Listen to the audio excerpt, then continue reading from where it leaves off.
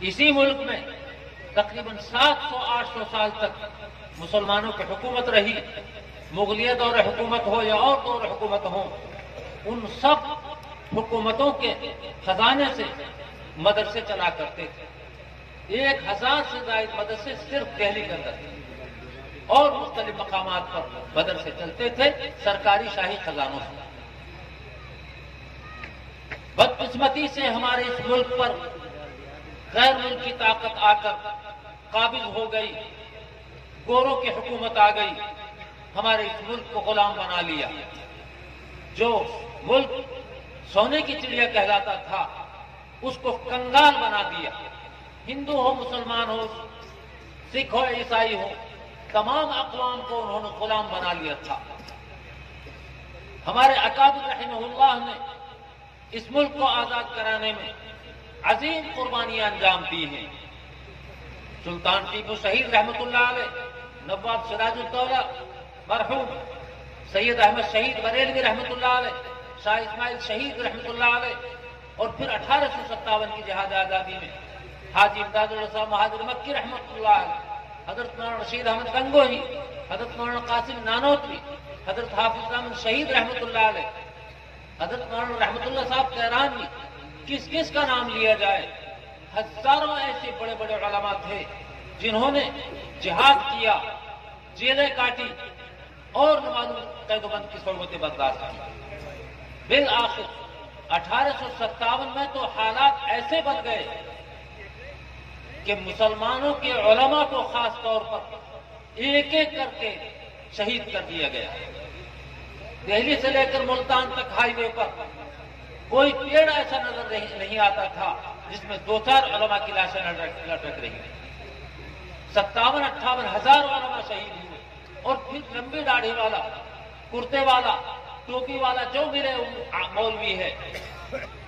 مجاہدین، بستی کی بستیاں خالی ہو گئی، صرف عورتیں رہ گئی، بچے رہ گئے، مرد سب شہید ہو گئے۔ ایسا قتل عام اس وقت بچایا گیا۔ مدارس سب پر بلڈوزر چلا دیے گئے جو شاہی خزانوں سے چلا کرتے تھے۔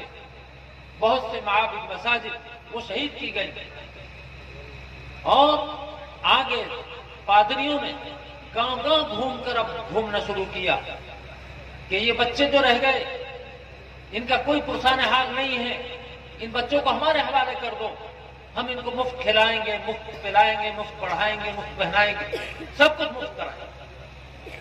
گویا مردوں کو ختم کر چکے، علماء کو ختم کر چکے، مدارس کو شہید کر دیا گیا، اب رہ گئے ہیں بچے اور عورتیں۔ یہ بچے قوم کا مستقبل ہوا کرتے ہیں، اب ان بچوں کو اپنا کر ان کو عیسائی بنانا، یہ سازشیں شروع کر دی گئی۔ 1857 کی جہاد آزادی میں خود مولانا قاسم صاحب نانوتوی، مولانا رشید احمد گنگوہی رحمہ اللہ شریک تھے، اور کچھ دن روپوش رہے، عام معافی کا اعلان ہوا۔ یہ حضرات غور و فکر کرتے رہے کہ اب اسلام کیسے یہاں باقی رہے گا، علم کیسے باقی رہے گا، مسلمان کیسے باقی رہے گا، اس کی کیا تدبیر ہوگا۔ جب عام معافی کا اعلان ہو گیا 1857 کے 8 سال کے بعد، مسجد چھتہ میں انار کے پیڑ کے نیچے حضرت حاجی عابد حسین صاحب رحمۃ اللہ علیہ، حضرت مولانا قاسم نانوتوی رحمۃ اللہ علیہ، شاہ رفیع الدین صاحب رحمۃ اللہ علیہ، حضرت مولانا رشید احمد گنگوہی، ان سب کے مشورے سے حاجی عابد حسین صاحب نے ایک مدرسے کا سلسلہ شروع کیا۔ ایک ہی پڑھانے والا ہے ملا محمود، ایک ہی پڑھنے والا ہے محمود۔ دھیان سے سنیے گا میری بات، یہ دارالعلوم دیوبند کی ابتدا ہے، بسم اللہ ہے، مسجد چھتہ آج بھی موجود ہے، مگر انار کا پیڑ جو ہے وہ میرے خیال میں صاف کر دیا نہیں تھا۔ باہر گئے، یہاں سے مدرسہ شروع ہوا، طلبہ پڑھنے لگے، منتقل ہوئے، جامع مسجد منتقل ہو گئے، پھر آگے عمارتوں کا مسئلہ آ گیا۔ یہ سننے کی بات ہے کہ سب سے پہلا طالب علم محمود الحسن ہے، اور سب سے پہلا پڑھانے والا وہ ملا محمود ہے۔ یہ جو سب سے پہلا طالب علم ہے جو آگے چل کر شیخ الہند مولانا محمود الحسن صاحب کے نام سے مشہور ہوئے، جو دارالعلوم دیوبند کے شیخ الحدیث ہوئے، عرصہ دراز تک انہوں نے قال اللہ قال رسول کا درس دیا، انہوں نے جو شخصیات تیار کی ہیں، جو افراد تیار کیے ہیں،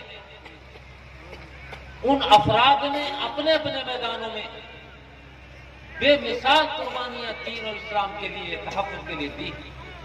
انہی شخصیات میں حضرت مولانا اشرف علی تھانوی رحمۃ اللہ علیہ، جو حکیم الامت مجدد ملت کے نام سے مشہور ہوئے، جنہوں نے 1000 سے زائد کتابیں لکھی ہیں، اصلاحی کام کیے ہیں، یہ شاگرد ہیں کس کے؟ شیخ الہند مولانا محمود الحسن صاحب کے، جو سب سے پہلے طالب علم ہوئے۔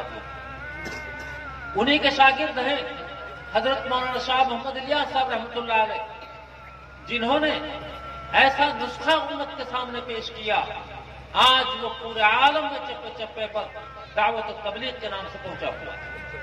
یہ بھی شاگرد ہیں کس کے؟ شیخ الہند مولانا محمود الحسن صاحب کے، جو سب سے پہلے طالب علم۔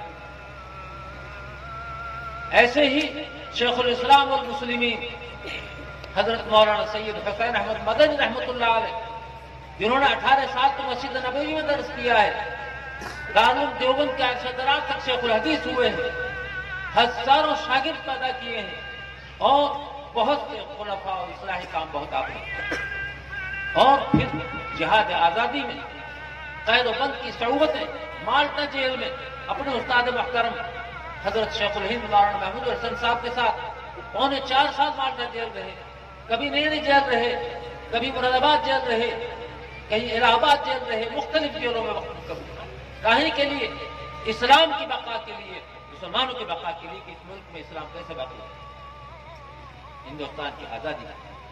بالآخر تو 1866 میں دارالعلوم دیوبند کی ابتدا ہوئی، اور اس سے یہ شخصیات نکلی۔ علامہ انور شاہ کشمیری رحمۃ اللہ علیہ، جن کو چلتا پھرتا کتب خانہ کہا جاتا تھا، وہ بھی اسی سب سے پہلے طالب علم کے شاگرد ہیں۔ مفتی اعظم ہند مفتی کفایت اللہ صاحب رحمۃ اللہ علیہ، وہ بھی شیخ الہند کے شاگرد ہیں۔ قطب الاقطاب حضرت مولانا شاہ عبد القادر صاحب رائے پور رحمۃ اللہ علیہ، وہ بھی انہی کے شاگرد ہیں۔ ایسے ہی علامہ انور شاہ کشمیری، مولانا شبیر احمد عثمانی، کس کس کا نام لیجیے، سینکڑوں ایسی شخصیات تیار کی جنہوں نے اپنے اپنے میدانوں میں دین کی، اسلام کی عظیم خدمات انجام دی۔ پھر دارالعلوم دیوبند کے قیام کے بعد غالباً 6 مہینے کے بعد ہی مذاہب علوم قائم ہو جاتا ہے۔ پھر حضرت مولانا قاسم صاحب نانوتوی رحمۃ اللہ علیہ نے شاہی مراد آباد قائم کیا، منبع العلوم گلاوٹھی قائم کیا، اور بھی 1-2 مدرسے اس وقت موجود میں آئے۔ تو یہ تمام شخصیات کہاں سے نکلی بھائی؟ دارالعلوم دیوبند سے نکلی۔ اور جمعیت علماء ہند، اس کے بانی مبانی خود شیخ الہند مولانا محمود الحسن صاحب ہیں، جو سب سے پہلے طالب علم ہے دارالعلوم دیوبند۔ تو میں یہ کہا کرتا ہوں کہ آج بر صغیر میں جتنی بھی اسلامی تحریکات چل رہی ہیں، اسلامی خدمات جو تحریکات انجام دے رہی ہیں، چاہے وہ مدارس کا جال ہو، مکاتب کا جال ہو، یا خانقاہوں کا جال ہو، یا اور دعوت و تبلیغ کا جال ہو، یہ تمام کے تمام لائنیں جمعیت علماء ہند، ان سب کا سر چشمہ اور منبع دارالعلوم دیوبند۔ دارالعلوم دیوبند سے نکال ہے سب کا۔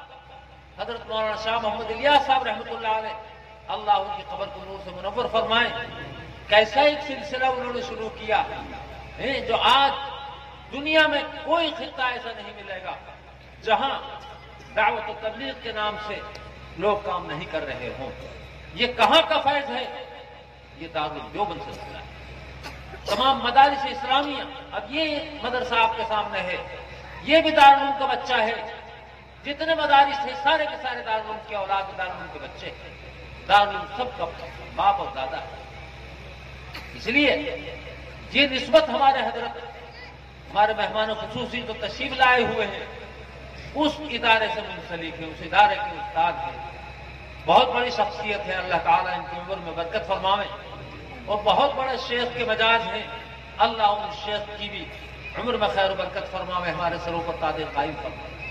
تو میرے بزرگوں، علماء سے ہم کو جوڑ رکھنا چاہیے. بغیر علم کے انسان اندھیرے کے اندر رہتا ہے. شروع میں نے پڑھی تھی ایک آیت, اقرأ باسم ربک الذی خلق.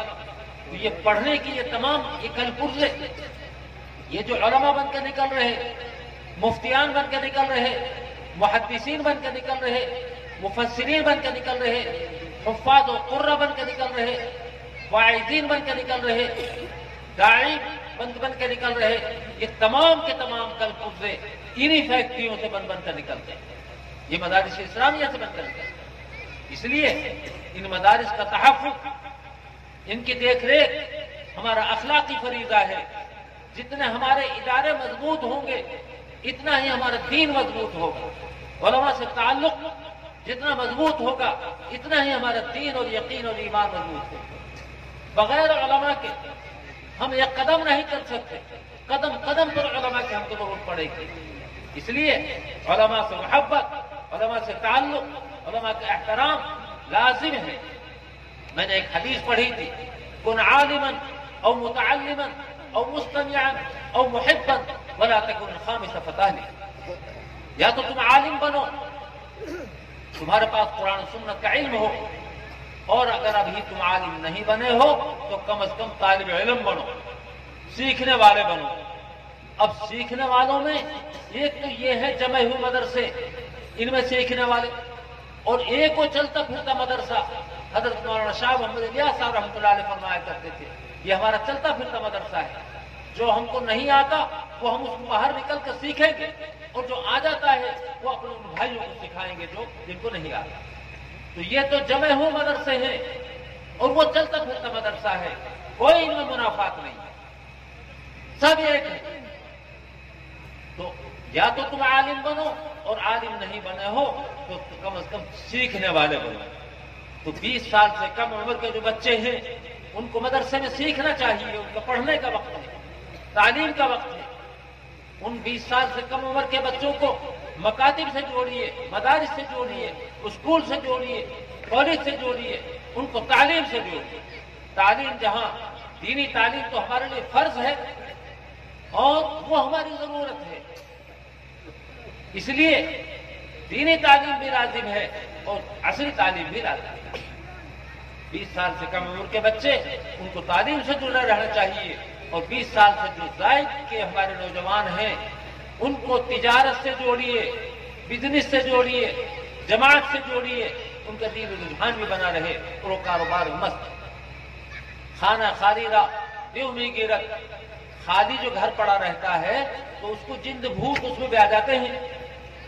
ایسے ہی یہ نوجوان اگر ہمارا خالی پھرے گا تو اس کے اوپر شیطان جو جنات میں سے ہے وہ سر پر مسلط ہو جائے گا.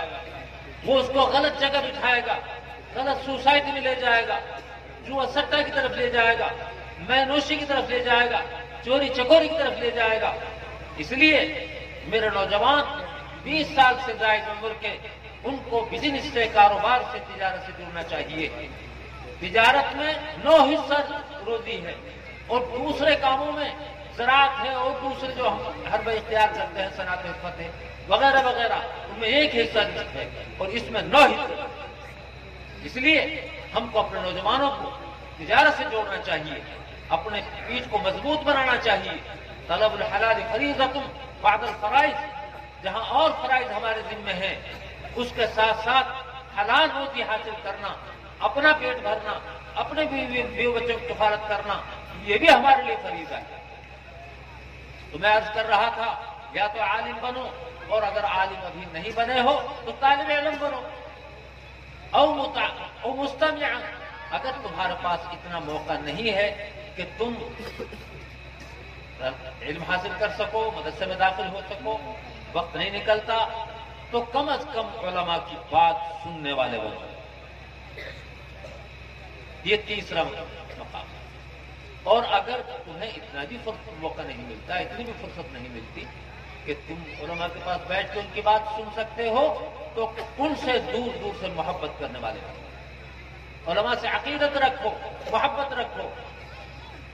ولا تکن خامس فتہلک, اور 5 مت ہو جائیے, نہ تو عالم بنے, نہ طالب علم بنے, نہ علماء کی بات سننے والا بنے، نہ علماء سے محبت کرنے والا بنے، پانچواں کیا ہوگا؟ ان سے عداوت رکھنے والا، ان سے دشمنی رکھنے والا، ان کی مخالفت کرنے والا، ان کی جڑیں کھودنے والا۔ اگر تم ایسا بن گئے فتحلک میرا آقا و مولا صلی اللہ علیہ وسلم فرماتے ہلاک ہو جاؤ گے، پھر کہیں ٹھکانا نہیں۔ اس لیے میرے بزرگوں، علماء سے جو موجود ہیں وہ بھی بشر ہیں، کمی بیشیاں ان کے اندر بھی ہے، لیکن ہمیں ان کمیوں کو نہیں دیکھنا ہے۔ ان کے سینوں میں جو قرآن و سنت بھرا ہوا ہے، حافظ قرآن ہے یا قرآن ناظرہ پڑھ سکتے ہیں، یہ ہمارے بہت بڑے محسن ہیں، یہ ہمارے رہنما ہیں، قائد ہیں۔ ان کے بغیر ہم کھانا کمانا، شادی بیاہ، لین دین، معاملات شریعت کے مطابق نہیں کر سکتے۔ منمانی چاہے ہم کچھ بھی کر رہے ہوں اور کرتے ہی ہیں۔ اس لیے میرے بزرگوں، علماء سے تعلق و محبت رکھنا چاہیے، اور ان سے ہم کٹ کر یوں سمجھو کہ وہ سوت جو تھا دین کا آنے کا، وہ سوت بند ہو گیا۔ جب وہ بند ہو جائے گا تو ظاہر سی بات ہے کہ گمراہی کا ہے۔ اس لیے ہمارا دین کا تحفظ اسی میں ہے کہ ہم علماء سے تعلق رکھیں، اللہ والوں کے پاس بیٹھیں، ان کی بات سنیں، ان کی بات پر عمل کرنے کی کوشش کریں، اور اپنے اپنے ذات کو، اپنے اپنے نفوس کو، ان کو پاکیزہ بنانے کی کوشش کریں۔ اہل اللہ کے پاس بیٹھنا یہ تطہیر قلوب نبی اکرم صلی اللہ علیہ وسلم کے دور نبوت میں صحابہ کرام ابھی دائرہ اسلام میں داخل ہوئے ہیں، محض آپ کی نظر کی میاں اثر سے ان کا دل ایسا پاک و صاف ہو جاتا تھا سب چیزوں سے، کوئی کدورت، کسی طرح کی کوئی بیماری نہیں رہتی تھی۔ جوں جوں آپ صلی اللہ علیہ وسلم سے زمانہ دور ہوتا جا رہا، قلوب میں قساوت بڑھتی جا رہی، سیاہی بڑھتی جا رہی، ہمارے قلوب میں نہیں معلوم کون کون سی غلاظتیں بھری ہوئی ہیں، چڑن ہے، جلن ہے، حسد ہے، بغض ہے، عناد ہے، تکبر ہے، ریا ہے، سمعہ ہے، یہ تمام بیماریاں ہمارے قلوب کے اندر بھری ہوئی ہیں۔ اور بغیر اس کے تزکیہ باطن لازم ہے، ضروری ہے، ہر مومن کے ذمہ فرض ہے اپنے دل کو ان قدورتوں سے پاک کرنا، صاف کرنا۔ قد افلح من تزکا، جس نے اپنے قلب کو صاف اور پاک کر لیا وہ کامیاب ہو۔ اس لیے اپنے باطن کی اصلاح کی بھی فکر کرنی چاہیے۔ اللہ جن کو موقع دے رہا، جماعت میں وقت لگانا چاہیے، مدارس کی بھی خدمت کرنی چاہیے، خانقاہوں میں آنا جانا چاہیے، اللہ والوں کے پاس بھی بیٹھنا چاہیے، اور جمعیت علماء ہند جو خدمت خلق کا کام کرتی ہے، ان کا کام خدمت خلق، اور خدمت خلق نبی اکرم صلی اللہ علیہ وسلم کی وراثت ہے۔ آپ صلی اللہ علیہ وسلم صحابہ کے کتنے کام آیا کرتے تھے، کتنے ان کا لحاظ خیال کیا کرتے تھے، کتنی خدمت کیا کرتے تھے۔ تو خدمت خلق کا کام یہ بھی دین کا کام ہے۔ الخلق عیال اللہ واحب الخلق الى اللہ من احسن الى عیالہ، اور کما قال صلی اللہ علیہ وسلم، تمام مخلوق اللہ کا قربہ ہے، اور اللہ کو بے انتہا محبوب ہے وہ بندہ جو اللہ کے قربے کے ساتھ احسان کرے، بھلائی کرے۔